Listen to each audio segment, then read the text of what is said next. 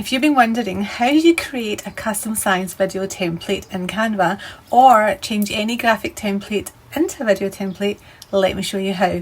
So here's a really easy way for you to be able to create a video template without using one of the pre-custom sizes here that if you want to create your own custom size. So again, start off with create a design, go down to custom size and put in the pixel size that you wish your template to be, and you'll notice that at the moment it is a standard graphic template, but we can change any template into a video template, and we do it by clicking on the duration button here.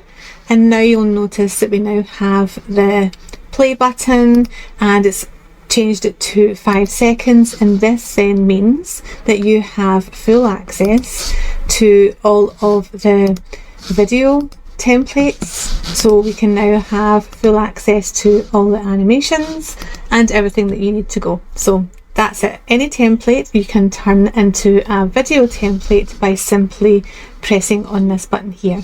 Sometimes if you only have this view and you can't actually see the duration button, just simply click this little arrow here to show pages, and that allows you to go into the timeline. Hope that helps.